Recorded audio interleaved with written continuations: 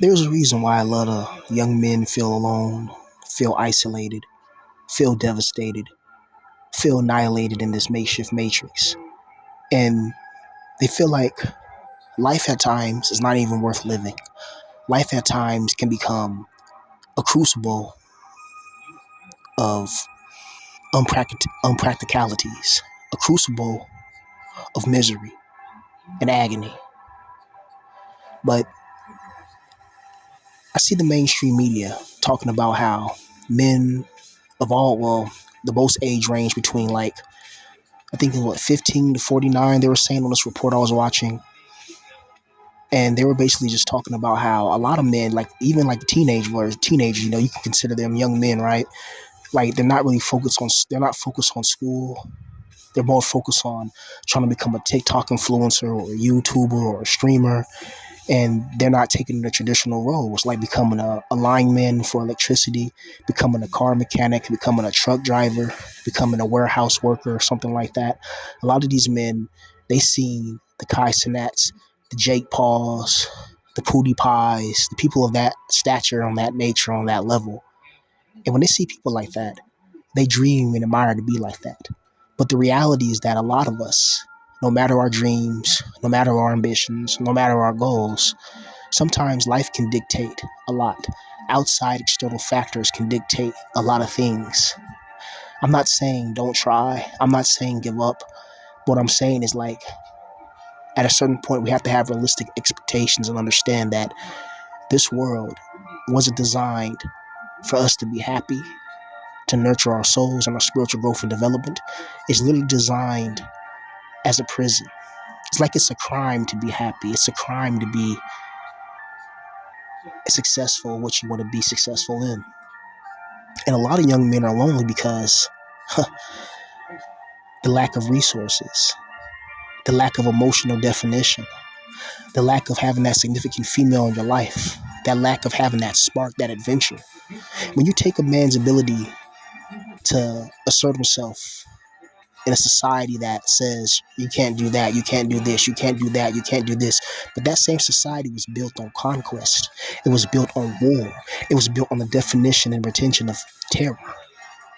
Now you tell these men, oh, you're being too masculine, you're being too dominant, you have to feminize yourself, you have to respect people who don't know what orientation they are. They don't know whether they're a male, whether they're a snail, whether they're a bat out of hell, or they're a female. They don't know. And that's scary. When the most basic biology, you can just look between your legs and you can tell what you are. And yet you have sycophants and people like that run the society. The people that run the world are absolutely insane. And they want you to be insane like them. The government of oppression is brutal. And a lot of young men nowadays, they don't have no support from females. A young man needs a woman in his life. I don't care what anybody says. A young man needs to have a good girl in his life. He needs that sexual experience, that emotional connection. He needs to feel her warm body in the morning when she's laying on his chest after sex. He needs to see that booty in booty shorts and slap it. You know what I mean? Like, he needs to experience that. He needs to go on dates. He needs to, experience the heartbreaks, the heartaches, the pain, the misery, the isolation, and getting another girl and rinse and repeat. He needs that. He needs that good college experience. He needs that because it builds self-esteem. And when you take a man's ability to really have a good female in his life, and he has economic pressures, social pressures, and validations that are not being met, a fundamental and essential purpose in his life, but life is not pushing him in that direction. It's pushing him in all directions except the direction he really wants to go into. So you have a case of a lot of young men just not being happy with life. They're like, what's the point? They wake up, they go to their 9 to 5, they pay bills, and it's rinse and repeat. And they don't have no romantic interest. They may have hobbies like playing Dungeons and Dragons, maybe playing video games, maybe, working on some type of side project or just doing something interesting. Maybe, I don't know, building some type of project, just building computers or something like that, just some random hobby that they like, that brings them joy, that brings them light in this eternal infernal darkness. But After a while, you want to have that real human connection, that real human emotion. And a lot of guys now, man, they look at life, they look at the wars that are going on, they look at the policies and the implementation and integration of these sensational policies, the raising of inflation for food, the raising of rent, the raising of everything in life. It's not like how a lot of us older people grew up, like in the 90s, 80s, 70s, 60s, 50s, 40s, 30s, stuff like that. Well, it was a different time, especially in the 50s. I know when I was in the 1930s or something like that, you know, that's when the Fuhrer came into power, 1933, And a few years later, you had a world war. And then after that world war, there was a financial increase for America. America dominated everything. It was American industry, American infrastructure. Nowadays, all those American jobs, those American plants are being taken away. And you got to understand, to raise a family, you need money. A woman's not going to respect a man with no money. A woman may have sex with that man. She may give her coochie and booty, you know what I mean? But deep down inside, at any moment, she can snap her fingers and have you replaced. But you already know, if you're Chad and Tyrone, man, well, those are exceptions of the rule. You know about the Jeremy Meeks situation. But a lot of young men don't have anybody to go to. They don't have anybody really to talk to. And when they try to express their emotions, people kind of just shut them down and shut them away and just say, pull yourself by your bootstraps, put yourself up by your bootstraps and just be strong and just this, that, and the third. And a lot of people are like, damn, can I just have a conversation? Can we talk about life? Can we talk about why you have all these powerful, rich, and wealthy people that have more money than they'll ever need in this lifetime or 1,000 lifetimes? Yet they refuse to help the poor. They refuse to help those that are in dire need. And yet people praise them. You see, one thing about the masses is that the masses, they don't praise who's right. They praise who's in power. You have to remember that.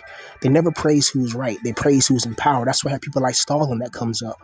That's why you have all types of people throughout history. Your Caligulas, your Attila the Hun, your Genghis Khan, people like that throughout history who rose up, and maybe they weren't right on certain things, but they were right about power. And people respect power.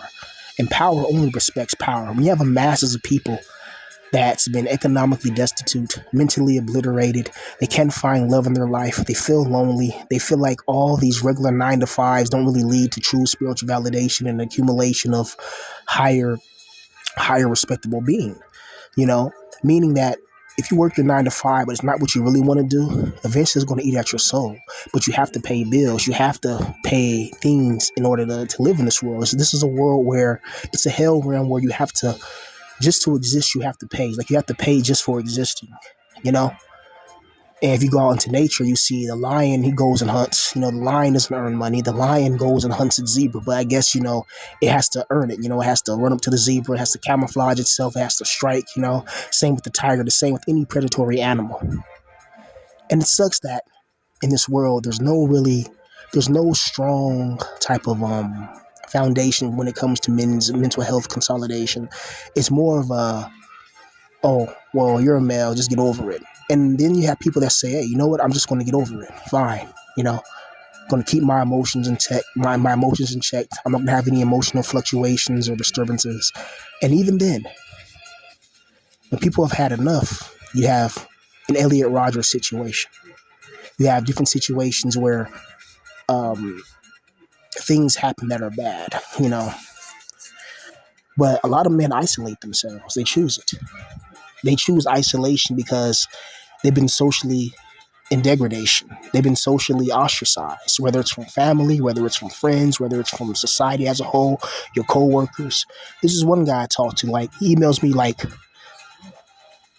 maybe once every couple of months, you know what I mean? And he emailed me maybe a week ago. I was like, bro, where's your channel? I told him about my new channel, you know what I mean? And he's like, what the hell? What happened to it? He's like, man, he's like, bro, I had he said, I had 7 of your videos, that I put on watch later that I was going to binge watch. And then I looked at it, it says your channel's gone. He's like, what the hell happened? I told him the whole story. He was like, what the fuck? He was like, bro, why did those trolls target? He's like, bro, there's something about you. because no one's going to target nobody like that. It's not just for entertainment or something like that. It's like these people picked and targeted you. That means they was obsessively watching your videos, gaining information about you, and then used it against you to attack you. He's like, who does that? He's like, what the? He's like, bro, there's something about you, you know. And I'm like, bro, all I do is just what everybody else does on here. I'm not the only one who makes these type of videos. These videos on self-reflection, introspection, and philosophy, and just talking about the world. Like there's so many others. But I don't know. People say I have a unique voice or something like that, but that's neither here or there. A lot of guys nowadays just need some type of direction in their life, because a lot of people that I talk to, they seem not to have any direction. They don't have no dreams. They don't have no goals. They don't have any ambition. They feel empty inside, and they feel like their 9 to 5 is slowly killing them, and they're trying their best not to strangle their boss.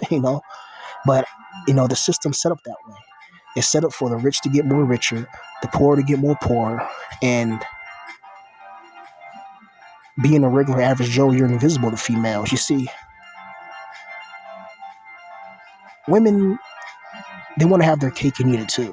They want to play that traditional role. Well, I take that back. They don't want to play the traditional role where they got to bow to a male. You know what I mean? Like that feminism really kind of made females feel like, hey, we can earn just as much as a man and do that and the third. And you have a lot of these young girls that are going to college, they're going to school, and they come up with useless degrees, and then they end up broke. And they're like, what the fuck happened? And then they, in their 20s, they suck and they do dirty things with Chad and Tyrone, and they ignore those good guys who stay focused. He becomes that lawyer, becomes that doctor, becomes that whatever it is that earns over 6 figures. He focuses from age 19 to about 31, 32, 33, whatever he focuses. Then he has a real actual career, and all that time women were ignoring him. But now when these women kind of get older and Chad and Tyrone don't want them, then they try to go to either OnlyFrogs, aka OnlyFans, or they try to find some simp blue pill normie who's going to take them in after her hose bigger than the rings on Venus. You know what I mean? And they'll take that in because that guy never had experience with females. And then these women get saved, and then he finds out that she's cheating on him with the damn, mailman or the pool man or one of his friends, and it breaks him. And then she takes him for everything that he worked for those 10 years. And then now he's paying, if he has a baby with her, he's paying child support. He got to pay divorce. He got to pay all this, and he gets trapped, and then he gets scorned. And then they come over to the dark side or the truth side, in the BP community. It's brutal. And young men see this. Young men see, I don't know if you guys watch those videos of older men that talk about divorce. Young men see that. They're like, what's the point of getting married if I can't even afford, food? If I can't even do this, that, and the third, and there's so much competition. And then you have outside elements, that are dictating certain things in life and society, and one of the headquarters is in Israel. I'll just say that. And these people, they dictate from the shadows. They put presidents in place. They put policies that are designed to oppress the masses in place. And it's a formulaic system, a system of oppression, a system of depression, a system that's designed to break your spirit. Notice this. In a good world, you have young men first of all, you have all these good jobs, that pay a lot of money. So you get this one job, you're able to get a house, car, find a good girl,